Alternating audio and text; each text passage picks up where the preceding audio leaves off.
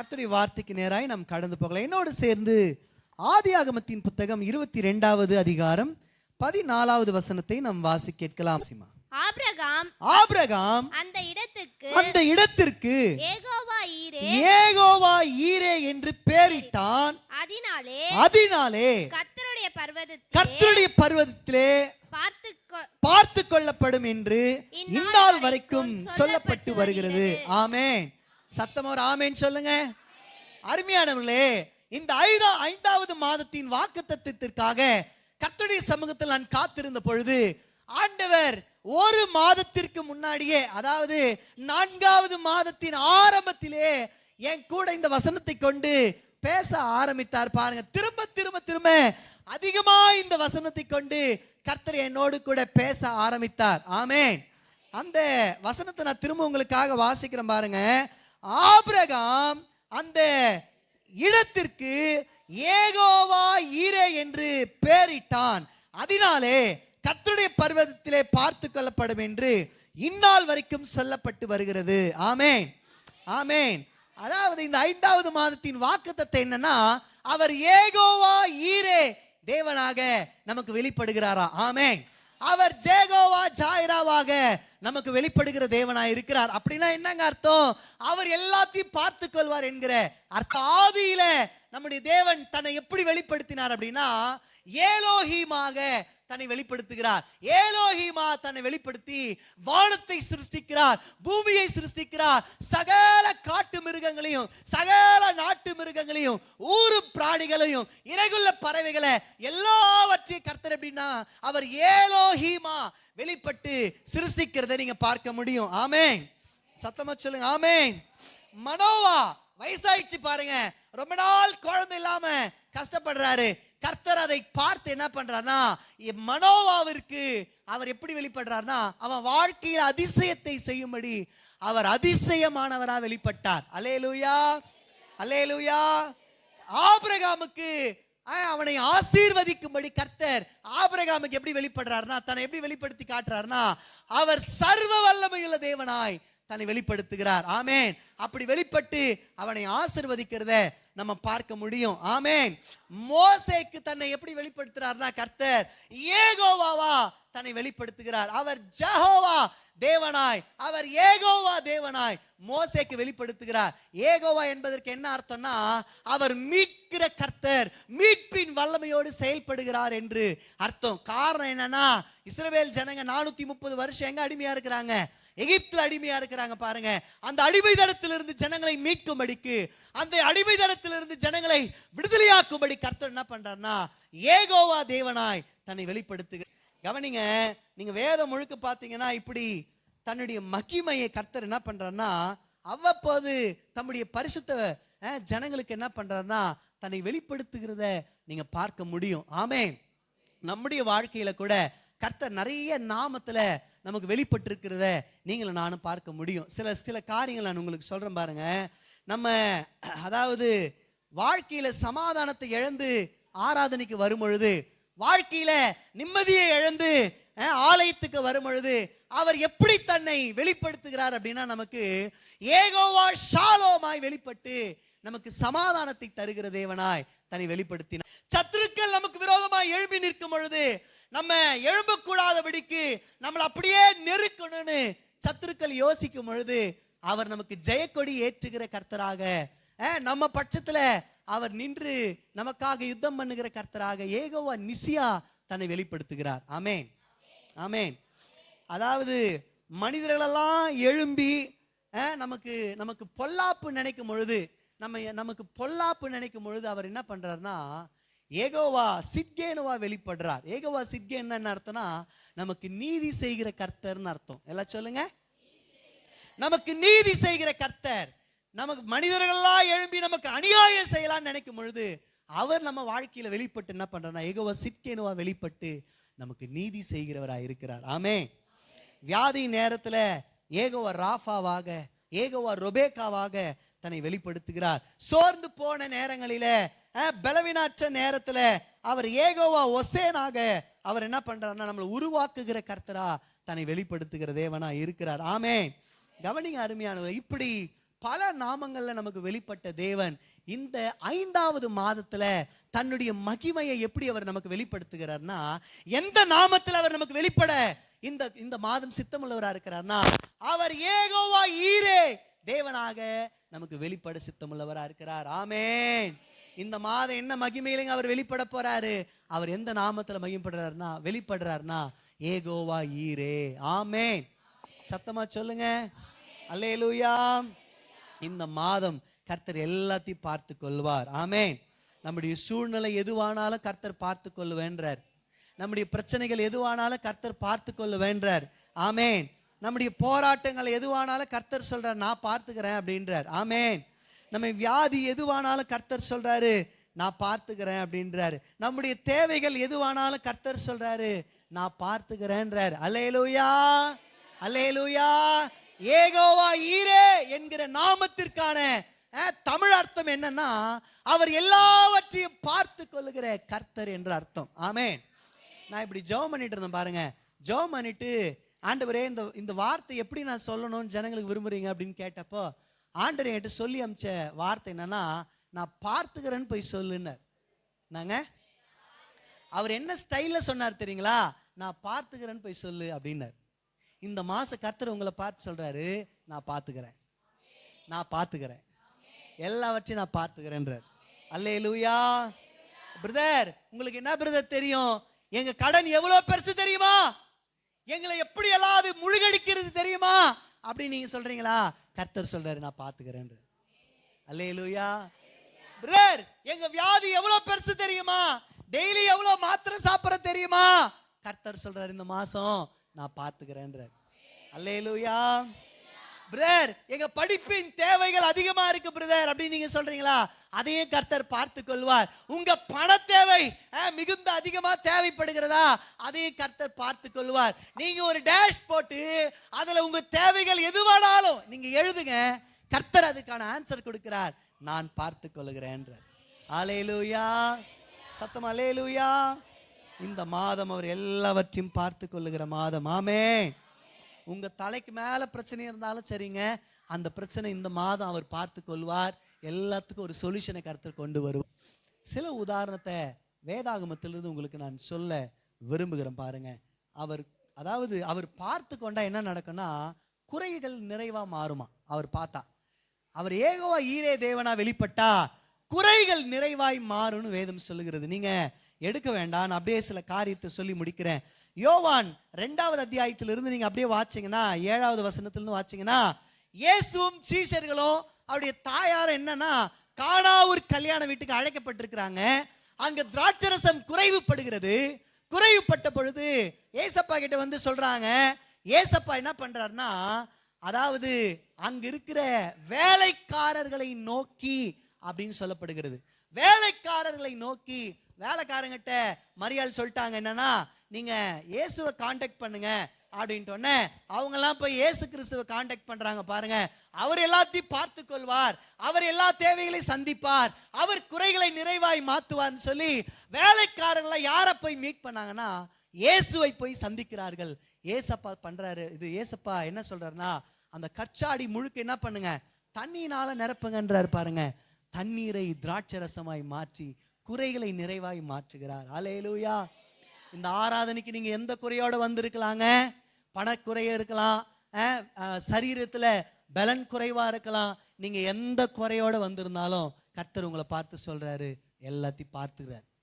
உங்களை பார்த்துனே இருக்கிறார் கர்த்தர். அல்லேலூயா. குறை நிறைவாய் மாறும்னு கர்த்தர் சொல்றார். அது எந்த குறையானா இருக்கட்டும். ஆமேன். சத்தமா ஒரு ஆமேன். அருமையானவர்களே, லூக்கா 7வது அதிகாரத்தை நீங்க எடுத்து பார்த்தீங்கன்னா அங்க ஒரு சம்பவத்தை ஆவியானவர் பதிவிடுறாரு. என்னன்னா, நாயினூருக்கு இயேசு புறப்பட்டு போறார் பாருங்க. புறப்பட்டு போகும்பொழுது அங்க ஒரு அம்மா இருக்கிறாங்க.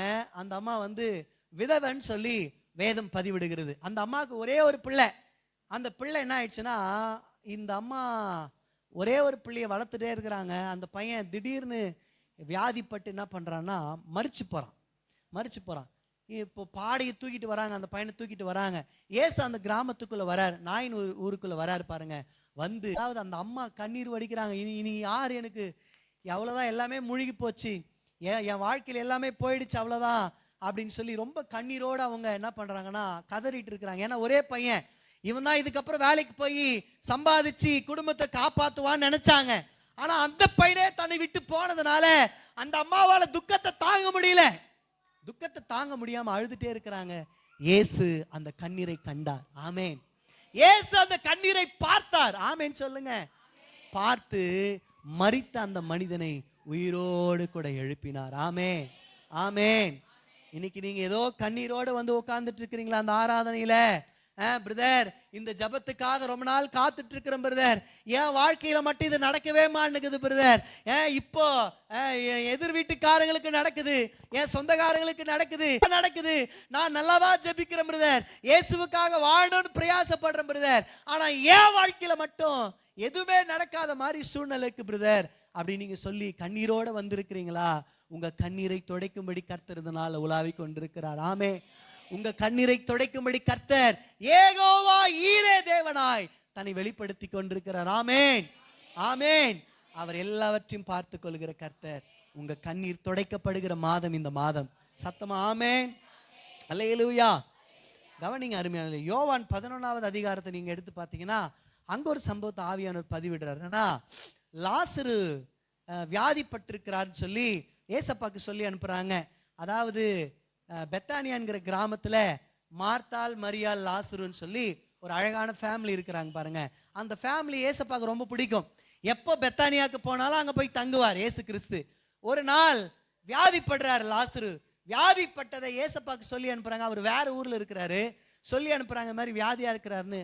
இதை கேள்விப்பட்ட இயேசு கிறிஸ்து என்ன பண்றாருன்னா இன்னும் 2 நாள் அங்கேயே தங்கிறார்.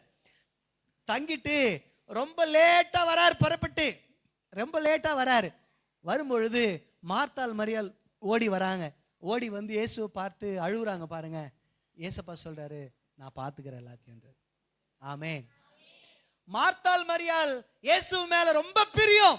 ஏசப்பாடா ரொம்ப உயிர் அவங்களுக்கு. அவங்க சொல்றாங்க, ஏசப்பா நீங்க எங்க இருந்து இருந்தீங்கன்னா என் சகோதரன் மறிச்சிருக்க மாட்டானே அப்படின்னு சொல்லி ரொம்ப வருத்தப்படுறாங்க. ஏசப்பா அவங்க சொன்ன அந்த கேள்விக்கான பதில் சொல்றாரு, நான் பார்த்துக்கிறேன்ற. ஆமேன், நான் பார்த்துக்கிறேன் அப்படின்னு சொல்லிட்டு நேரா கல்லறை கிட்ட போறார். எல்லாரும் பாவம் பின்னாடியே போறாங்க. ஏசு கிறிஸ்து ஏன் கல்லறை கிட்ட போறாரு? ஸோ அவர் செத்தப்ப இவர் வரல, பார்க்கல. அதனால ஒருவேளை மரிச்ச லாசரு எந்த கல்லறையில வச்சிருக்கிறாங்கன்னு ஒரு பார்க்கிறார் போலகுது. அவர் மேல இவர் ரொம்ப பாசம் வச்சிருந்தாரே, அதனால போறார் போலகுதுன்னு சொல்லி இவங்க என்ன பண்ணாங்கன்னு நினைச்சாங்க. ஆனா இயேசு நான் பார்த்துக்கிறேன்னு சொல்லிட்டு புறப்பட்டு கல்லறை கிட்ட போயிட்டு, லாசருவே வெளியே வா. எல்லாரும் சொல்றாங்க. அதாவது இது சொல்றதுக்கு முன்னாடி ஜனங்க சொல்றாங்க, ஏசப்பா அங்க போவாதீங்க, மரிச்சு 4 நாள் ஆச்சு, நாரி போயிருக்கோம், கெட்டு போயிருக்கோம், சரி அங்க போவாதீங்க, ஸ்மெல் அடிக்கும்ன்றாங்க. ஆனா இயேசு நான் பார்த்துக்கிறேன் எல்லாத்தையும் அப்படின்னு சொல்லி கல்லறை கிட்ட போயிட்டு லாசருவை பார்த்து வெளியே வா அப்படின்னு அவன் உயிரோட கூட புறப்பட்டு வெளியே வந்தான். ஆமேன், ஆமேன். சில நேரங்கள்ல ஆவிக்குரிய வாழ்க்கையில மரிச்சு போன சூழ்நிலை நம்முடைய வாழ்க்கையில இருக்கலாம்.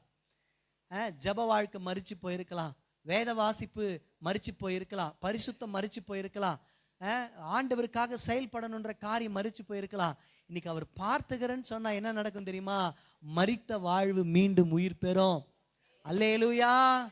இனி ஒண்ணுமே பண்ண முடியாது பிரதர், அவ்வளவுதான் பிரதர், முஞ்சிச்சு பிரதர் அப்படின்னு நீங்க சொன்னாலும் அதுல ஒரு புதிய ஜீவனை உண்டாக்க கர்த்தரால முடியும். அல்லேலூயா. காரணம் அவர் யெகோவா ஈரே தேவனாய் இருக்கிறார். ஆமே. அவர் எல்லாவற்றையும் பார்த்து கொள்ளுகிற கர்த்தரா இருக்கிறார். ஆமே. சத்தமா சொல்லுங்க. ஆதியாகமம் 29:39-31 இப்படி சொல்லுகிறது, லேயாள் அற்பமாய் எண்ணப்பட்டாள் என்று கர்த்தர் கண்டு அவள் கர்ப்பம் தரிக்கும்படி செய்தாராம். ஆமேன். இங்க பாருங்க, யாக்கோபு 2 கல்யாணம் பண்றாரு. ஒரு அம்மா பேர் என்னன்னா லேயாள், இன்னொரு அம்மா பேர் என்னன்னா ராகேல். இவருக்கு ரொம்ப பிரிய யாருன்னா ராகேல். ராகேலுக்காக தான் 7 வருஷம் வேலை செய்யறாரு. ஆனா அவங்க மாமனார் என்ன பண்ணிடுறாருன்னா ஏமாத்தி பெரிய பொண்ணை கல்யாணம் பண்ணி குத்துறாரு. நைட்ல ஒன்றும் தெரியல, காலைல எழுந்து பார்த்து மனுஷன் ஷாக் ஆயிட்டான். ஐயோ, நான் வேலை செஞ்ச பொண்ணு வேற, நான் கல்யாணம் பண்ணலான்னு நினைச்ச பொண்ணு வேற, இந்த பொண்ணு வேற அப்படின்னு சொல்லி ரொம்ப ஃபீலிங் ஆயிடுச்சு. உடனே மாமா சொல்றாரு, உன்னை போல ஒரு நல்ல மாப்பிள்ளை இழிச்சு வாங்கி யாரும் கிடைக்க மாட்டான், அதனால இன்னொரு 7 வருஷம் வேலை செய்ய அவளையும் கல்யாணம் பண்ணி கொடுத்துட்றேன்றான் பாருங்க. இவனும் இன்னொரு 7 வருஷம் எக்ஸ்ட்ரா வேலை செய்யறான். 2 பேரையும் கல்யாணம் பண்ணி கொடுத்துட்றான். இப்போ என்ன நடக்குதுன்னா, ராகேல் சின்னவகரா பாருங்க, அவ ரொம்ப அழகு. இந்த லேயால் வந்து பெரியவருக்கா பாருங்க, அவன் வந்து கூச்ச பார்வை, கொஞ்சம் கருப்பா இருக்கிறாளான்னு தெரியல. அவளை அற்பமா நினைக்கிறாங்க எல்லாரும். புருஷன் அற்பமா நினைக்கிறான், தங்கச்சி கூட பிறந்த தங்கச்சியும் அற்பமா நினைக்கிறா, சொந்த பந்தம் அற்பமா நினைக்குது. அப்பா நாடானா நல்லபடியா எல்லாருக்கும் மத்தியில் கல்யாணம் பண்ணி வைப்பான்னு பார்த்தா நைட்டோட நைட்டா இவங்கிட்ட பிடிச்சி குத்துட்டாரு. அப்பாவை நம்மளை அற்பமா நினைக்கிறாரு. எல்லாரும் அற்பமா நினைக்கிற சூழ்நிலையில கர்த்தர் அதை பார்த்தாராம். ஆமென். ஒருவேளை நீங்க எல்லாரும் மத்தியில் அற்பமா என்ன பண்றீங்களா? உங்க படிப்பு நிமித்தமா, உங்களுக்கு ஒருவேளை எதனா ஆசீர்வாதம் இல்லைன்னு சொல்லி அற்பமா நினைக்கப்படுறீங்களா? இன்னைக்கு கர்த்தர் உங்களை பார்க்கிற தேவனா இருக்கிறார். ஆமென், ஆமென். நீங்க சபைக்கு வந்து கர்த்தருடைய வார்த்தையை பார்க்குறீங்களே, கர்த்தர் தம்முடைய வார்த்தையிலிருந்து உங்களை பார்க்க விரும்புகிறார். ஆமென். அவர் பார்த்துக்கிறேன்னு சொல்லிட்டாரு. லேயாலை கர்த்தர், அதாவது லேயாலை அற்பமா எல்லாரும் பார்க்குறாங்க, அற்பமா எல்லாரும் நடத்துறாங்கன்னு கர்த்தர் கண்டு அவளை கர்ப்பம் தரிக்கும்படி செய்தாராம். அல்லேலூயா. அவளை பிளஸ் பண்ணாராம் கர்த்தர். இன்னைக்கு அநேகர் வாழ்க்கையில கர்த்தர் சொல்றாரு, நான் உங்களை பிளஸ் பண்ணுகிற மாதம்ன்றார். ஆமென். உங்களை அற்பமா நினைக்கிறாங்களா? கவலைப்படாதீங்க, நான் பார்த்துக்கிறேன். உங்களை எல்லாம் கேவலமா நினைக்கிறாங்களா, உங்களை தூஷிக்கிறாங்களா, பரவாயில்ல பரவாயில்ல, எல்லாவற்றையும் நான் பார்த்து கொள்கிறேன்னு கர்த்தர் சொல்லுகிறார். ஆமென். பார்த்து கர்த்தர் என்ன பண்ணுவார் தெரியுமா?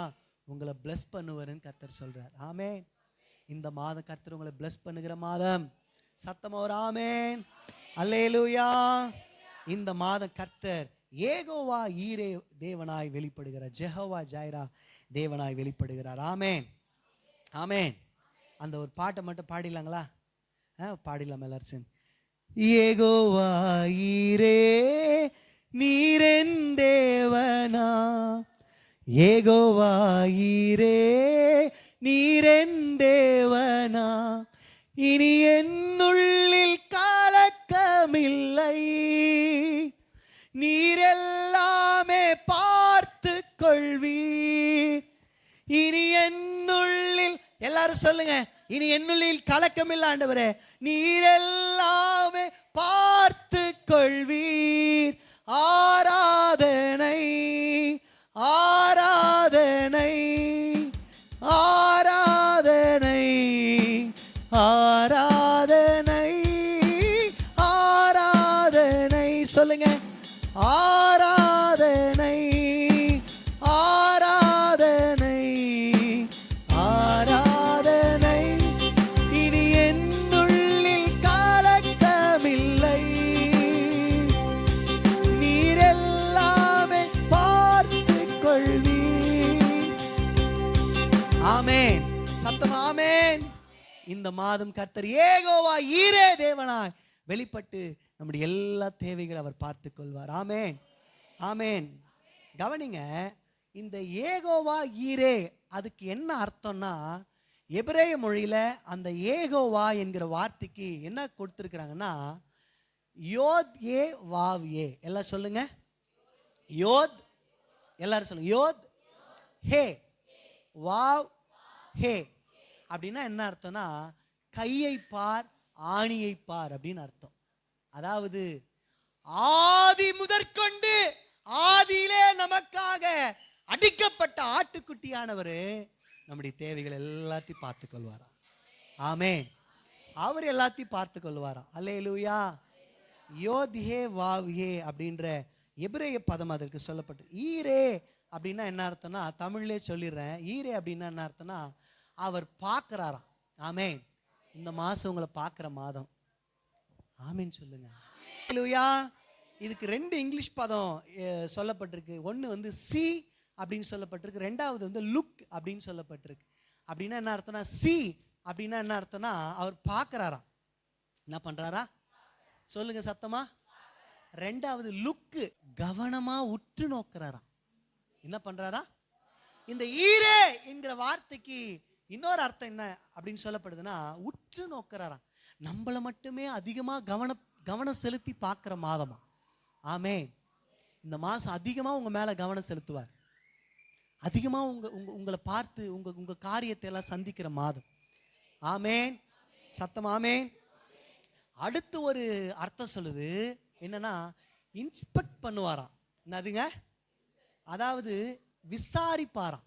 எல்லாம் சொல்லுங்க, சத்தமா சொல்லுங்க. இந்த போலீஸ்காரங்க கைதியை கூட்டின்னு போனாங்கலாம் என்ன பண்ணுவாங்க? விசாரிப்பாங்க இல்லைங்களா? உண்மை எது, குற்றம் எது அப்படின்னு சொல்லி விசாரிப்பாங்க. அந்த மாதிரி இந்த மாசம் ஆண்டவர் என்ன பண்றாரா? ஏகோவா ஈரே தேவனா ஈரே என்கிற வார்த்தைக்கு இன்ஸ்பெக்ட் அப்படின்னா என்ன அர்த்தம்னா விசாரிக்கிற. என்ன குறை இருக்கு என் பிள்ளைகிட்ட? என் பிள்ளைகிட்ட ஏன் என் பிள்ளை அழுவுது? ஏன் என் பிள்ளை சோர்ந்து போயிடுது? ஏன் என் பிள்ளை ரொம்ப பலவீனப்படுது அப்படின்னு நம்ம குறைகளெல்லாம் விசாரிக்கிற மாதமா. ஆமேன், ஆமேன். அடுத்து ஒரு அர்த்தம் சொல்லப்படுகிறது. என்னன்னா புரிந்து கொள்ளுகிற மாதமா. அதுங்க ஈரே அப்படின்னா என்ன அர்த்தம்னா பார்க்கறது மட்டும் இல்ல, நம்மளை லுக்குடுற, அதாவது நம்மளை கவனிக்கிறது மட்டும் இல்ல, நம்மளை உற்று நோக்கிறாராம். அதுக்கப்புறம் நம்மளை விசாரிக்கிறாராம். நம்ம கிட்ட என்ன குறை, என்ன நிறை, என்ன பிரச்சனைன்றது எல்லாத்தையும் இந்த மாதம் டீல் பண்ணி விசாரிக்கிறாரா. அது மாத்திரம் இல்ல, அடுத்தது ஒரு அர்த்தம் சொல்லப்படுகிறது. என்னன்னா புரிந்து கொள்றாராம். என்ன சொல்லுங்க? சில நேரத்துல நீங்க ஜெபிக்க முடியாத சூழ்நிலை இருக்கு பாருங்க. அவ்வளவுதான், நம்ம பிரச்சனை வந்துட்டு போகுது, நம்ம நிறைய ஜெபிக்க மாட்டேங்கிறோம். அதுக்காக நீங்க ஜெபிக்கவே கூடாதுன்னு நான் சொல்ல, தப்பா புரிஞ்சுக்க போறீங்க. சில நேரத்துல நீங்க இந்த வெயில் நிமித்தமா நிறைய டயர்டாகி தூங்கிடுவீங்க. எழுந்து ஜெபிக்கலாம்னு நினைப்பீங்க, ஜெபிக்க முடியாம போயிடும். இதை செய்யலாம்னு நினைப்பீங்க, செய்ய முடியாம போயிடும். ஆண்டவர் என்ன பண்றாரா? புரிந்து கொள்றாராம். என் பிள்ளை ஏன் இப்படி பண்ணுது, ஏன் என் பிள்ளை இப்படி நடந்துக்குது அப்படின்றத புரிந்து கொள்ளுகிற மாதம். உங்க கண்ணீர் ஏன் புரிந்து கொள்ளுகிற மாதம். உங்க பிரச்சனை சூழ்நிலை ஏன் என் பிள்ளை இப்படி நடக்குது அப்படின்றது புரிந்து கொள்ளுகிற மாதம். ஆமே. அடுத்த ஒரு அர்த்தம் சொல்லுது, இந்த ஈரேக்கு கன்சிடர் பண்றாராம். என்ன பண்றாருங்களாங்க? கன்சிடர். அதாவது இந்த மாசம் என்ன நடக்க போகுதுன்னா, அவர் நம்ம பக்கத்துல வந்து உட்காந்து நம்மளை பார்த்து நம்மளை மட்டுமே கவனித்து, இங்க பாருங்க, பைபிளை பார்க்கறது வேற, இதுக்குள்ள இருக்கிற வசனங்களை நான் பார்த்து படிக்கிறது வேற. நம்மளை பார்க்கிறாராம். அது மாத்திரம் இல்ல, நம்மளை உற்று நோக்கிறாராம். உற்று நோக்கி நம்ம பிரச்சனை என்ன அப்படின்றத விசாரித்து நம்மளை புரிந்து கொண்டு நம்மளை கன்சிடர் பண்ற மாதம் இந்த மாதம். ஆமேன். நம்மளுக்கு நன்மை செய்கிற மாதம் இந்த மாதம். அதுக்கு தான் ஏகோவா ஈரே அப்படின்னு அர்த்தம். ஆமேன். சத்தமா சொல்லுங்க. சரி, ஒரே ஒரு ஆலோசனை மாத்திரம் இந்த காலை நேரத்தில் நான் சொல்லி முடிக்க விரும்புகிறேன். இந்த ஏகோவா, அதாவது நமக்கு துக்கமாக இருக்கும் பொழுது ஷாலோமா வெளிப்படுறாரு, வியாதியாக இருக்கும் போது ராஃபாவா வெளிப்படுறாரு, அதாவது நம்மளை சத்துரு நெருக்கி நம்மளை அப்படியே ஒடுக்கும் பொழுது ஒசேனவா வெளிப்பட்டு உருவாக்குறாரு. நம்ம மேலே பொய்யான குற்றச்சாட்டு சத்துரு வைக்கும் பொழுது அவர் சிக்கேனுவா வெளிப்பட்டு என்ன பண்றாருன்னா நமக்கு நீதி செய்கிறாரு. சத்துரு நமக்கு விரோதமாக எழும்பி நிற்கும் போது நிசியா வெளிப்பட்டு ஜெயக்கொடியத். இப்படி ஒவ்வொரு நாமங்களும் நமக்கு வெளிப்பட்டாலும் இந்த மாதம் ஏகோவா ஈரே தேவனாய் வெளிப்படுறேன்னு சொல்லிட்டார். அந்த மகிமை நம்ம வாழ்க்கையில காணப்படணும்னா அவர் சொல்லிட்டார், இந்த மாதம் நான் எல்லாத்தையும் பார்த்துக்கிறேன், நான் பார்த்துக்கிறேன் அப்படின்னு சொல்லிட்டாருங்க. அவர் எல்லாத்தையும் பார்த்து கொள்ளணும்னா நீங்களும் நானும் என்ன செய்யணும் அப்படின்றதான் ஒரே ஒரு ஆலோசனையை சொல்லி முடிக்கிறேன். நீங்க அதே அதிகாரத்தை எடுத்துக்கங்க. 22வது அதிகாரம், ஆதியாகமத்தின் புத்தகம் 22வது அதிகாரம் 1வது வசனத்தை நம்ம வாசி கேட்கலாம். இந்த காரியங்கள் நடந்த பின்பு தேவன் ஆபிரகாமை சோதித்தார். எப்படி எனில் அவர் அவனை நோக்கி ஆபிரகாமே என்றார். அவன் இதோ அடியேன் என்றான். அப்பொழுது அவர் உன் புத்திரனும் உன் ஏகசுதனும் உன் நேசகுமாரனுமாகிய ஈசாக்கை நீ இப்பொழுது அழைத்துக் கொண்டு மோரியா தேசத்துக்கு போய் அங்கே நான் உனக்கு குறிக்கும் மலைகள் ஒன்றின் மேல் அவனை தகன பலியாக பலியிடு என்றார். ஆமென். கவனிங்க அருமையானே, ஆபிரகாமுக்கு 75 வயசுல ஆண்டவருடைய அழைப்பு வருகிறது. ஆனா குழந்தை பிறந்தது எப்பன்னா 100 வயசுல குழந்தை பிறக்குது. ஈசாக்கு எப்பங்க பிறக்கிறாரு? சத்தமா சொல்லுங்க. 100 வயசுல குழந்தை பிறக்குது ஆபிரகாமுக்கு. இப்ப ஆண்டவர் ஆபிரகாமை சோதிக்கும்படி ஆபிரகாமு கிட்ட வந்து ஆபிரகாமே அப்படின்னு கூப்பிடுறார். கூப்பிட்ட உடனே ஆபிரகாம், ஆண்டவரே இதோ அடியான் அப்படின்ற உடனே ஆபிரகாம் கூப்பிட்டு, நீ மோரியா தேசத்துக்கு போய் நான் ஒரு மலையை உனக்கு காண்பிப்பேன், அந்த மலையின் மேல உன் ஒரே பிள்ளை, உன் செல்ல பிள்ளை ஈசாக்க நீ பலியிடணும்னு சொல்லிட்டார். ஆமே. சொல்லிட்ட உடனே இப்ப ஆண்டவர் என்ன பண்ணுது, ஆபிரகாம் என்ன பண்ணிட்டாருன்னா புறப்பட்டு போறாங்க. அடுத்தடுத்த வசனங்கள் இங்க பாத்தீங்கன்னா இவங்க புறப்பட்டு போறாங்க. புறப்பட்டு போகும்பொழுது என்ன நடக்குதுன்னா ஒரு இடத்துக்கு வராங்க பாருங்க. 5வது வசனத்தை நான் வாசிக்கிறேன். அப்பொழுது ஆபிரகாம் தன் வேலைக்காரரை நோக்கி, நீங்கள் கழுதையை நிறுத்தி இங்கே காத்திருங்கள், நானும் பிள்ளையாண்டானும் அவ்விடம் மட்டும் போய் தொழுது கொண்டு உங்களிடத்திற்கு திரும்பி வருவோம் என்றான். இப்படி சொல்லிட்டு இவங்க புறப்பட்டு போறாங்க. வேலைக்காரெல்லாம் கூப்பிட்டாங்க, கழுதை எடுத்தாச்சு, விறகு எடுத்தாச்சு, ஈசாக்கு ரெடி, ஆபிரகாம் ரெடி, எல்லாரும் புறப்பட்டு போயினே இருக்கிறாங்க. போயிட்டு அந்த குறிப்பிட்ட ஒரு இடம் வந்த உடனே ஆபிரகாம் என்ன பண்றாருன்னா, வேலைக்காரங்களெல்லாம் நிறுத்திட்டு, வேலைக்காரங்களாம் இங்கே இருங்கப்பா, நானும் பிள்ளையும் மட்டும் என்ன பண்றேன்னா போயிட்டு பலி செலுத்திட்டு திருப்பி வரோம் அப்படின்னு உடனே டவுட் வந்துடுச்சு. யாருக்குன்னா ஈசாக்குக்கு. அந்த 6வது வசனத்தை பாருங்க. ஆபிரகாம் தகன பலிக்கு கட்டைகளை எடுத்து தன் குமாரனாகி ஈசாக்கின் மேல் வைத்து தன் தலையிலே நெருப்பையும் கத்தியையும் எடுத்துக்கொண்டான். இருவரும் கூடி போனார்கள். 7 பாருங்க. அப்பொழுது ஈசாக்கு தன் தகப்பனாகிய ஆபிரகாமை நோக்கி, என் தகப்பனே என்றான். அதற்கு அவன், என் மகனே இதோ இருக்கிறேன் என்றான். அப்பொழுது அவன், இதோ நெருப்பும் கட்டையும் இருக்கிறது, தகன பலிக்கு ஆட்டுக்குட்டி எங்கே? கவனிங்க, பலி செலுத்தணும்னு ஆண்டவர் சொல்லிட்டாரு. இப்ப ஆபிரகாம் ஈசாக்கு எல்லாரும் புறப்பட்டு போறாங்க. கொஞ்ச தூரம் போன உடனே ஆபிரகாம் வேலைக்காரங்களாம் நிறுத்திட்டு ஈசாக்கும் அடுத்தது ஆபிரகாம் மட்டும் புறப்படுறாங்க. புறப்படும் பொழுது ஈசாக்குக்கு ஒரு டவுட் வருது. என்ன டவுட்னா, எல்லாமே ரெடி டாடி, விறகு இருக்கு, நெருப்பு இருக்கு, எல்லாம் ஓகே, ஆனா பலியிடறதுக்கு ஆட்டுக்குட்டி இல்லையே அப்படின்னு ஆபிரகாம் சொல்றாரு, அதை கர்த்தர் பார்த்துக்குவார். என்ன சொல்றாருங்க? கர்த்தர் பார்த்துக்குவாருப்பா அப்படின்னு இவனுக்குள்ள ஒரு பெரிய நம்பிக்கை வந்துடுச்சு. ஆமே, நம்பிக்கை வந்தோடனே இப்ப புறப்பட்டு போறாங்க பாருங்க. புறப்பட்டு போய் மோரியா மலைக்கு போறாங்க. ஆண்டவர் குறிச்ச அந்த மலைக்கு போறாங்க. போய் ஆபிரகாம் என்ன பண்ற, கடைசி வரைக்கும் ஈசாக்கு என்ன பண்றாருன்னா பார்த்துட்டே இருக்கிறாரு. ஆட்டுக்குட்டி வந்துடும், ஆட்டுக்குட்டி வந்துடும். இப்போ ஆபிரகாம் என்ன பண்ற, மெதுவா ஈசாக்கு கிட்ட கூப்பிட்டு அந்த பலிப்படத்தெல்லாம் ரெடி பண்றார். பலிப்படத்தெல்லாம் ரெடி பண்ணி கட்டையா அடுக்கிறாரு.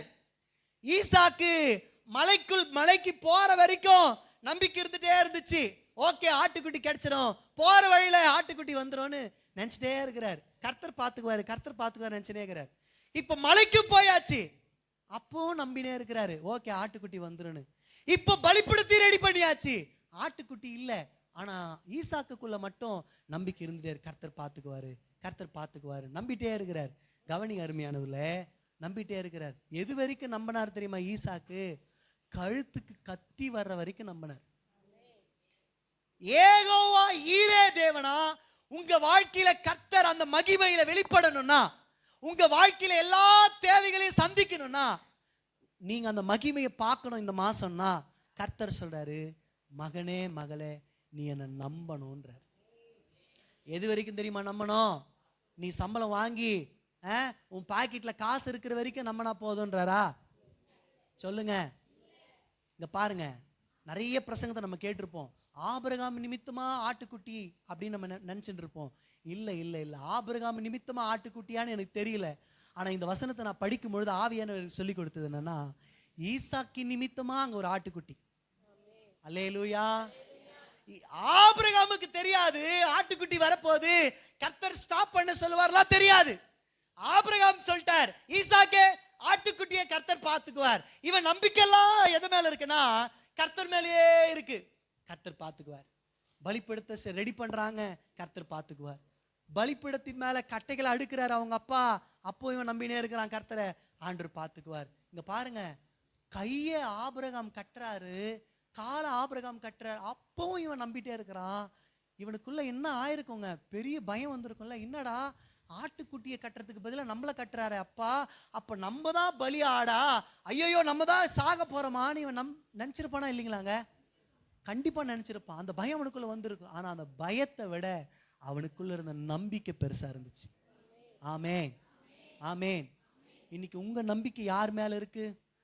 பணத்து மேலையா, இல்ல உங்க சம்பாதித்தின் மேலையா, இல்ல உங்க உறவுகள் மேலையா, அல்லது பிரதர் இவர் இருக்கிறார் பிரதர், அவர் எல்லாத்தையும் பார்த்து கொள்வார் பிரதர் அப்படின்னு நீங்க வேற யாரையும் நம்பிட்டு இருக்கிறீங்களா? ஹலோ பிரதர் சிஸ்டர், இன்னைக்கு உங்க நம்பிக்கை வேற யார் மேலேனா இருந்துச்சுன்னா, அல்லது பொண்ணு மேல, அல்லது பொருள் மேல, வெள்ளி மேல, பணத்தின் மேல, இல்ல சொத்து மேல, நீங்க செய்யற வேலை மேல உங்க நம்பிக்கை இருக்குமானால், யெகோவா ஈரே தேவனாய் அவர் வெளிப்படுகிற மகிமை உங்களால பார்க்க முடியாது. உங்க நம்பிக்கை முழுக்க முழுக்க கர்த்தர் மேல வரணும். அப்பதான் அந்த மகிமை நீங்க பார்க்க முடியும். ஈசாக்கு, ஆபிரகாம் கையை கட்டுறாரு, ஈசாக்கு கைய அப்பா பார்த்துக்குவார். காலை கட்டுறாரு, அப்பா பார்த்துக்குவாரு. கடைசியில ஆபிரகாம் ஈசாக்க தூக்கி பலிபீடத்து மேலே கடத்திட்டாருங்க. அப்போ ஈசாக்க நம்பிட்டே இருக்கிறான், என் கர்த்தர் பார்த்துக்குவார், என் கர்த்தர் பார்த்துக்குவார், நம்பிட்டே இருக்கிறான். நீங்க கடைசி வரைக்கும் இயேசுவை நம்பணும்னு கர்த்தர் விரும்புறார். ஆமென், ஆமென். இங்க பாருங்க, அப்பாவுக்கு பெருமை எது தெரியுமா? தான் பிள்ளைங்க தன்னை நம்புறது தான் அவருக்கு பெருமை. அப்பாவுக்கு எது தெரியுமா ரொம்ப அசிங்கம், கஷ்டம்? என் பிள்ளைங்க என்னை நம்ப மாட்டேங்குதுன்றது தான் கஷ்டம். நீங்க ஒவ்வொரு நாளும் அப்பாவை சந்தோஷப்படுத்துறீங்களா இல்ல அப்பாவை அவமானப்படுத்துறீங்களா? நீங்க கூப்பிட்டோன்னே அப்பா வராரு, நீங்க ஒரு ஜபத்தை ஏறெடுக்கும் பொழுது அப்பா வராரு, வந்து நின்று உங்க மூலியமா அவமானப்பட்டுட்டு போறாரா இல்ல சந்தோஷப்பட்டு போறாரா? நீங்க அவரை முழுசா நம்பினீங்கன்னா கவனிங்க, நீங்க அவரை சந்தோஷப்படுத்துறீங்கன்னு அர்த்தம். ஈசாக்கு கடைசி வரைக்கும் கர்த்தரை நம்பிட்டே இருந்தான். கட்டிட்டாங்க, கர்த்தரையே நம்பினான். அப்பா கத்தி எடுக்கிறார் உரையில இருந்து, அப்பவும் கர்த்தரை நம்புறான். இப்போ ஆபிரகாம் வெட்டும்படி கையை ஓங்குறாரு பாருங்க, அப்போ அவனுடைய நம்பிக்கை கர்த்தர் மேலேயே இருக்கு, கர்த்தர் மேலேயே இருக்கு.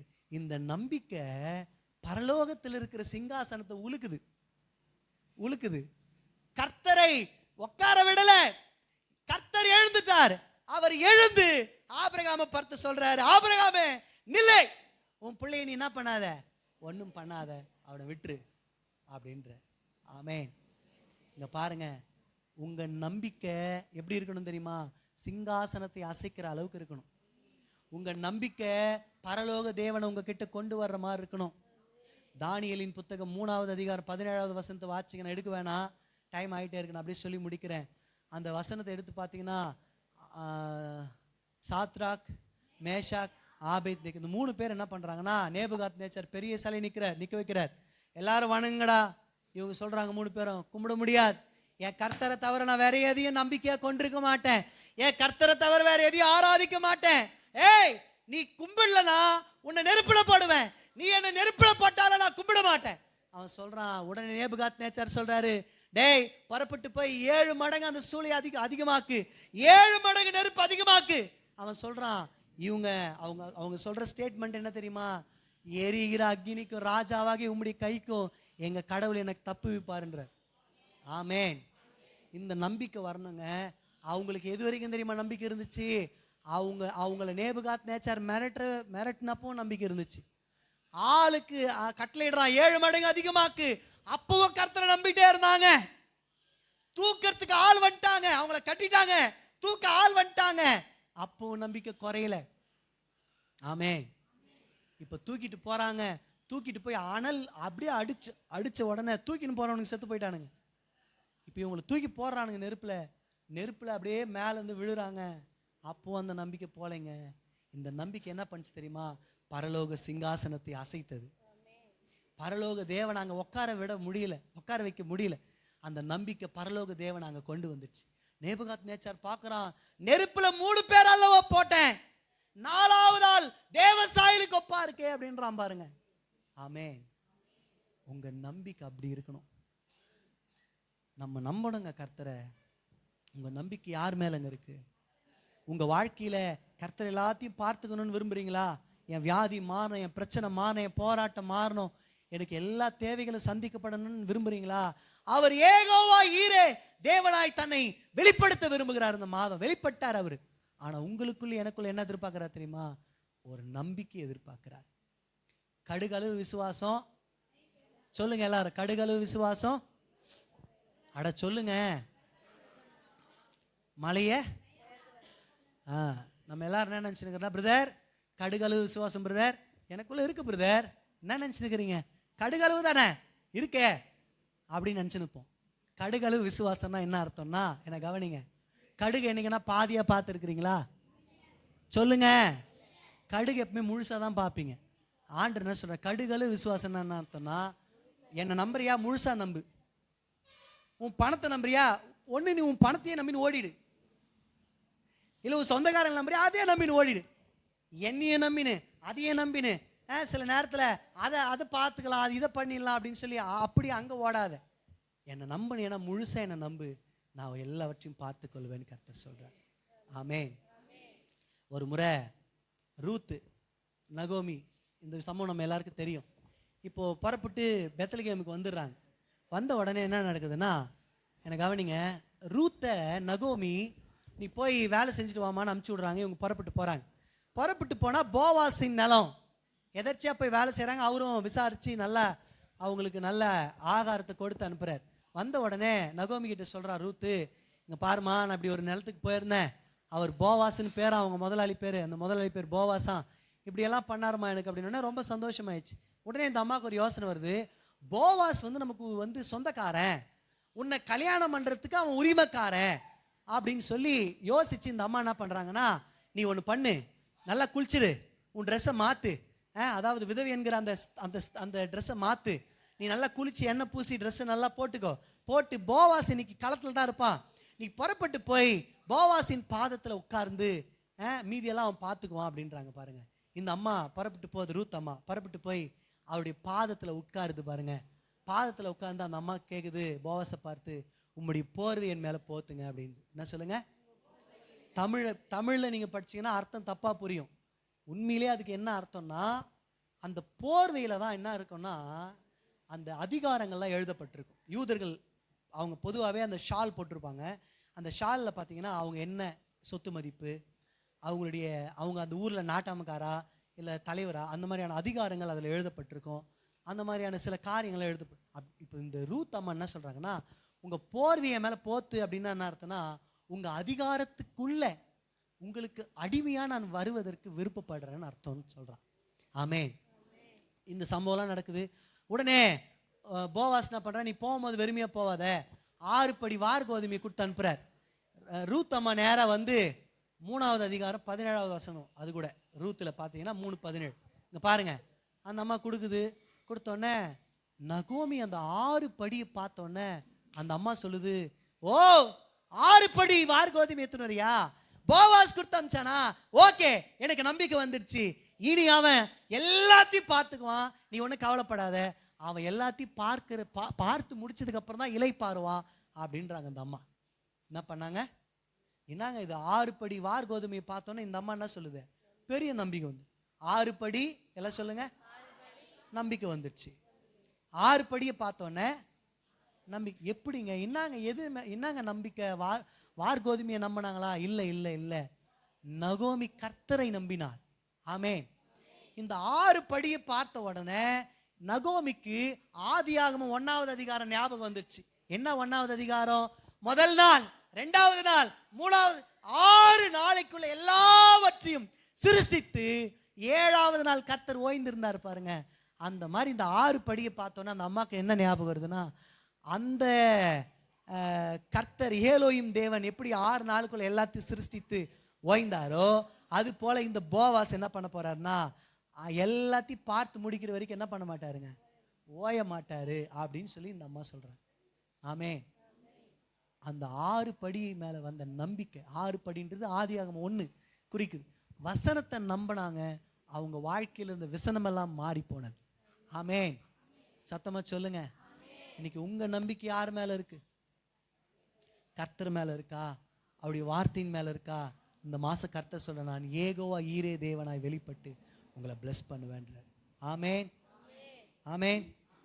கர்த்தர் நல்லவர். அல்லேலூயா. ஆமென். கடைசி வரைக்கும் யாரை நம்பணுங்க? நம்ம கர்த்தரை.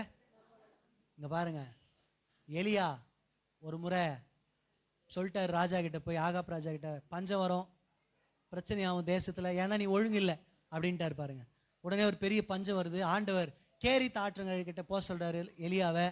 அங்கே போய் கொஞ்ச நாள் இருக்கிற காகத்தை கொண்டு கர்த்தர் போஷிக்கிறாரு. அந்த தண்ணி வத்தி போச்சு. இப்போ எலியா, ஆண்டவரே தண்ணி வத்தி போச்சு, சரிப்பா நீ புறப்பட்டு சாரிபாத்துக்கு போ, அங்க ஒரு விதவிக்கு நான் கட்டளையிடுவேன் அப்படின்றாரு. பாருங்க, நம்ம நினைச்சுக்கிறோம் எலியாவின் நிமித்தமா ஒரு பெரிய போஷிப்பு உண்டாச்சுன்னு. கிடையாது கிடையாது கிடையாது. எலியாவின் நிமித்தமா சாரிபாத் ஊர் விதவைக்கு போஷிப்பு கிடையாது. சாரிபாத் ஊரின் விதவி நிமித்தமா தான் எலியா போஷிக்கப்பட்டார். ஆமேன். எப்படி பிரதர்? இங்க கவனிங்க, நீங்கள் அந்த அதிகாரத்தில் 1 ராஜாக்கள் எடுத்து வாசிங்கன்னா அங்கே எழுதப்பட்டிருக்கு. நோட் பண்ணிங்க. 1 ராஜாக்கள் 17ஆம் அதிகாரம் முழுக்க வாசிச்சிங்கன்னா தெரியும். என்ன கவனிங்க. எலியா புறப்பட்டு போகிறார். புறப்பட்டு போனால் அந்த அம்மா வந்துருக்குது வெளியே. இந்த அம்மா கிட்ட இந்த அம்மா தான் கன்ஃபார்ம் பண்ணிட்டார். கன்ஃபார்ம் பண்ணிட்டு எலியா என்ன பண்ணுற, மெதுவாம்மா கொஞ்சம் தண்ணி இந்த எத்தணுவாம்மா வீட்டில் அப்படின்றாரு பாருங்க. இந்த அம்மா சரி பாவம் ரொம்ப தூரத்தில் வந்துக்கிறாரே தண்ணி எத்தணும்லான்னு போனால் நைஸாக அவர் என்ன பண்ணுறாருன்னா அப்படியே எதனா அப்பங்கப்போ சுட்டு எத்தணுவாமா அப்படின்னு. ஏங்க இங்கே பாருங்க, ஏதோ தண்ணி கேட்டீங்க, ரொம்ப டயர்டாக வந்துக்கிறீங்கன்னு, வெயில் வேறு ஓவராக இருக்குது, தண்ணி கேட்டீங்க, தண்ணி கொடுக்கலாம், என்ன திடீர்னு சாப்பாடு கேட்குறீங்க? எங்ககிட்ட ஒரு பிடி மாதா இருக்குது. என்ன சொல்லுங்க, ஒரு பிடி மாதா இருக்கு. நான் இப்போ என்ன பண்ண போறேன், கொஞ்சம் கலசத்தில் கொஞ்சம் எண்ணெய் தான் இருக்கு, இதை சுட்டு சாப்பிட்டு ஒரு அப்பம் தான் வரும், அதை நானும் என் பிள்ளை சுட்டு சாப்பிட்டு சாக போகிறோம் அப்படின்ட்டு இந்த அம்மா என்ன சொல்லுதுன்னா 2 விறகு பிறக்கலான்னு வந்து என்ன சொல்லுது. அந்த அம்மா நம்பிக்கை யார் மேலே இருந்துச்சுன்னா 2 விறகு மேலே இருந்துச்சு. சொல்லுங்க, 2 நம்ம நம்பிக்கை 2 விறகு மேலே இருக்கணும். என்ன பிரதர் சொல்கிறீங்க? ஆமாம், ஒரு விறகு நீட்டாக வைங்க, இன்னொரு விறகு எப்படி வைங்க, அது என்னவா வருதுங்க? கவனிங்க. கர்த்தர் பார்க்குறாரு, இந்த சாரிபாத் விதவை என்ன நம்புறா? சிலுவையை நம்புறா, சிலுவையை சுமந்த இயேசுவை நம்புறா. அதனால அந்த கிராமத்தில் எத்தனையோ விதவைங்க இருக்கிறாங்க, எத்தனையோ பேர் நாளுக்கு நாள் செத்துட்டே இருக்கிறாங்க பஞ்சத்து நிமித்தமா. என்ன நம்பினேன் அந்த மகளை நான் போஷிக்கணுமே, என்ன நம்பினேன் அந்த மகளை நான் ஜீவனை கொடுக்கணுமே அப்படின்ட்டு எலியாவை அனுப்புறாரு. போ எலியா போ, அந்த அம்மா நிமித்தமா நீயும் போஷிக்கப்படு, உன் நிமித்தமா அந்த அம்மா போஷிக்கப்படுன்னு அனுப்பிச்சு விடுறாரு. பஞ்சம் தீரு மட்டும் அவங்க போஷிக்கப்படுறாங்க. ஆமென். இங்க கவனிங்க, அவர் ஏகோவா ஈரே தேவனா வெளிப்படணும்னா உங்க நம்பிக்கை கர்த்தர் மேல இருக்கணும், மனுஷங்க மேல இருக்கக்கூடாது. ஆமென். சத்தமா இஸ்ரவேலே கர்த்தரை நம்பு, கர்த்தரை நம்பு, உன் கர்த்தரை நம்பு, இஸ்ரவேலே அவருன் துணையும் கேடகமானவர். ஆமென். இங்க பாருங்க. ஹலோ சிஸ்டர், பிரதர், உங்க நம்பிக்கை இயேசு மேல இருக்கட்டும். இந்த மாசம் இயேசப்பா உங்களை சந்திக்கும்படி வந்திருக்கிறார். ஜெகோவா ஜாயிரா தேவனா வந்திருக்கிறார். முழுசா அவரை நம்பிடுங்க, எல்லாம் மாறிடும். ஆமென். இது ஒரு கூட்டத்து ஜனத்துக்கு. இன்னொரு கூட்ட ஜனம் இந்த சபையில உட்கார்ந்துட்டு இருக்கிறீங்க. அவங்க என்ன சொல்றீங்கன்னா, பிரதர் உண்மைதான் பிரதர், கர்த்தரை நான் நம்பல பிரதர், அவருக்கு ஒரு எல்லையை போட்டு அவரால் இதுதான் செய்ய முடியும், இதெல்லாம் அவரால் செய்ய முடியாது பிரதர், இதெல்லாம் அவரால் செய்ய முடியாது பிரதர் அப்படின்னு சொல்லி என் ஏசப்பாக்கு நான் ஒரு எல்லையை போட்டேன் பிரதர், அதனால அவரை என்னால நம்ப முடியல பிரதர். என் வாழ்க்கையில் அவர் ஏகோவா ஈரே வெளிப்பட மாட்டாரா? அவர் என் வாழ்க்கையில ஜெகோவா ஜாயிராவா வெளிப்பட மாட்டாரா? என் வாழ்க்கையின் சூழ்நிலை அவர் பார்க்க மாட்டாரா? என் வாழ்க்கையில நம்பிக்கை குறைவா இருக்கே பிரதர் அப்படின்னு நீங்க சொன்னீங்கன்னா, இந்த நாளுக்கான ஸ்பெஷல் என்ன தெரியுமா? என்ன கவனிங்க, இந்த நாளுக்கான ஸ்பெஷல் என்ன தெரியுமா? ஹலோ பிரதர் சிஸ்டர், நீங்க நம்ப முடியலன்னு ஒத்துக்குனா போதும், ஆட்டோமேட்டிக்கா உங்க வாழ்க்கையில் ஒரு கிருபை பெருகும். கிருபையின் அடிப்படையில் இந்த மாதம் உங்களுக்கு அவர் ஏகோவா ஈரே வெளிப்பட போறார். உங்க வாழ்க்கையில் நம்பிக்கை இல்லைன்றது அவருக்கு தெரியும். முழுசா அவரை நீங்க நம்ப முடியலன்றது அவருக்கு தெரியும். அதனால தான் இந்த மாசம் கர்த்தர் சொல்லி அனுப்பினார் என்கிட்ட, நான் என் ஜனங்களுக்கு கிருபையின் அடிப்படையில் ஹெல்ப் பண்ணுவேன்ற. இன்னைக்கு என்ன டேட்டு சொல்லுங்க? இன்னைக்கு என்ன மாசம்?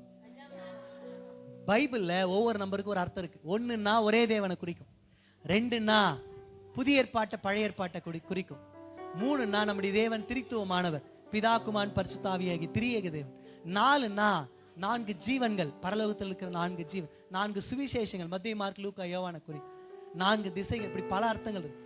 5ன்னா கிருபை. எல்லாம் சொல்லுங்க, 5 2 முறை வந்திருக்கா? அதனால என் பிள்ளைங்களுக்கு நான் கிருபையின் அடிப்படையில் ஹெல்ப் பண்ணுவேன், நான் எல்லாத்தையும் பார்த்து கொள்ளுவேன், காரணம் கிருபையினாலன்ற. நான் இப்படிதான் ஜெபம் பண்ணேன். 2014 எனக்கு கல்யாணம் ஆச்சு. கல்யாணம் ஆயிட்டு எனக்கு பின்னாடி இருக்கிறவங்களுக்கெல்லாம், எனக்கு பின்னாடி கல்யாணம் ஆனவங்களுக்கெல்லாம் குழந்தை பிறந்தனே வருது. பார்க்குறேன், ஐயோ இவங்களுக்கு குழந்தை பிறந்துச்சே, ஒரு பக்கம் சந்தோஷம், பரவாயில்ல குழந்தை நின்றுச்சு. நம்மளும் மாதம் கார்டு வாங்கி செக் பண்ணே இருக்கிறோம், ஒன்றும் காணும். இந்த மாசம் வந்துடும், இந்த மாசம் வந்துடும். நம்பிக்கையோட வீட்டுல குழந்தை படம்லாம் வாங்கி ஒட்டுறோம், என்னென்னவோ பண்றோம், வந்துடும், நம்பிக்கையோட இருக்கிறோம். 1 வருஷம் போச்சு, 2 வருஷம் போச்சு, 3 வருஷம் போச்சு, 4 வருஷம் போச்சு, 5வது வருஷம் எங்க வாழ்க்கையில வந்துச்சு பாருங்க.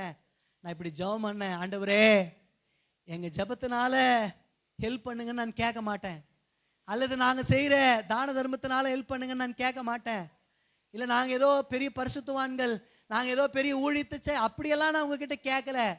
இது எங்களுக்கு 5வது வருஷம், கல்யாணம் ஆகி 5 வருஷம் ஆகுதுப்பா. 5 கிருபைன்னு சொன்னீங்களே. எஸ்தர் ராஜாத்திக்கு அகாஸ்வேரு கண்கள் என்ன கிடைச்சிச்சான்? 1வது அதிகாரத்துல கிடைக்கல, 2வது அதிகாரம் 3, 4 கிருபையை நீங்க பார்க்க முடியாது. 5வது அதிகாரத்துல அவ பேரை எழுதப்படும் பொழுது கிருபை கிடைச்சதுன்னு பார்க்க. அப்ப 5னா என்ன அர்த்தம்? கிருபைன்னு அர்த்தம். கிருபினால் ஒரு குழந்தைய தாங்கப்பா அப்படின்னு ஜெபம் பண்ணி முடிச்சிட்டேன். ஏங்க வாங்க சீக்கிரம், பொண்டாட்டி எழுப்புறா, விடிய காலம் என்னன்னு தெரியலையே, ஏதோ எழுப்புறாளே என்னன்னு தெரியலையேன்னு அவசர அவசரமா தூக்க கண்ணுலயே இப்படி போய் பார்க்குறேன். பார்த்தா கார்டுல 2 கோடு வந்திருக்குது. எத்தனை கோடு? ஏங்க 4 வருஷத்துல எத்தனையோ கார்டு வாங்கி இருக்கிறோம். ஒரு நாள் நான் இப்படி ஜெபம் பண்ணிக்கிறேன், அந்த ஃபேக் கோடுன்னு வாங்கல, ஃபேக் கோடு சில நேரத்தில் ஃபேக்கா கோடு வரும், அப்படியாச்சும் 2 கோடு வரட்டும் சந்தோஷப்பட்டுக்கிறேன்பா, ஃபேக்காவாச்சும் வரட்டும்பா அப்படின்னு ஜெபம் பண்ணியிருக்கிறேன். ஒரு நாள் ஃபேக்ல கூட வரல. ஆனா என்னைக்கு நான் கிருபையை சார்ந்து கொண்டனோ அன்னைக்கு விடிய காலம் நான் பார்க்குறேன் 2 கோடு. எங்களால் நம்பவே முடியல, எங்களால் நம்ப முடியல. 4 வருஷம் தேம்பி தேம்பி அழுகுறோம், தேம்பி தேம்பி அழுகுறோம். நாங்க 4 வருஷமா காத்துட்டு இருந்தோம், ஆண்டவரே எங்களுக்கு பின்னாடி கல்யாணம் ஆனவங்களுக்கெல்லாம் குழந்தை பிறந்துச்சு, ஆனா இந்த கிருபையின் அடிப்படையில் இந்த 5வது ஆண்டு எங்களுக்கு குழந்தைய கொடுத்தீங்களே. ஜெபம் பண்ணி முடிச்சிட்டோம். முடிச்சோடனே இரும்புறா, அவ பயங்கரமா இரும்புறா. இரும்பினோடனே ப்ளீட் ஆயிடுச்சு. டாக்டர் கிட்ட போனா அவ்வளோதான், முடிஞ்சிச்சு, ப்ளீட் ஆனாலே அவ்வளோதான் அப்படின்னு சொல்லிட்டாங்க. எல்லாரும் சொல்றாங்க அவ்வளோதான் அவ்வளோதான் அவ்வளோதான் முடிஞ்சிச்சுன்ட்டாங்க. ஆனா எங்களுக்குள்ள ஒரு நம்பிக்கை இருக்கு, என்னன்னா கிருபையினால கிடைச்சது என்ன ஆகாது சொல்லுங்க, போவாது. ஆக்சுவலா உலகம் என்ன சொல்லும்? ப்ளீட் ஆனா அவ்வளோதான் கலைஞ்சு போச்சுன்னு அர்த்தம் அப்படின்னு சொல்லும். டாக்டரும் அதான் சொன்னாங்க, சொந்த பந்தம் எல்லாரும் அதான் சொன்னாங்க. ஆனா எங்களுக்குள்ள ஒரு நம்பிக்கை இருந்துச்சு, இல்லை போவாது, அப்பா கொடுத்தது போவாது, அதுவும் 5வது வருஷத்துல கொடுத்துக்கிறாரு, கிருபையின் அடிப்படையில் போவாதுன்னு நம்பிட்டு இருந்தோம். என்னை கவனிங்க அருமையானவர்களே, யாருக்கிட்டையும் சொல்ல, உஷாவை கம்முன்னு இருக்கு சொன்னேன். அது ஏதோ லீவு, ஒரு 4 நாள் கழிச்சு ஹாஸ்பிட்டலில் திறந்தாங்க. யாருக்கு தெரியாம எக்ஸ்ரே எடுக்க போனோம். போனா குழந்தை இருக்கு. இந்த மாதிரி ஸ்கேனா, மன்னிச்சிருங்க, ஸ்கேன் எடுக்க போனோம். குழந்தை அழகா இருக்குதுன்னு சொன்னேன். ஒரு கையை தட்டி அப்பாவை மாதிரி.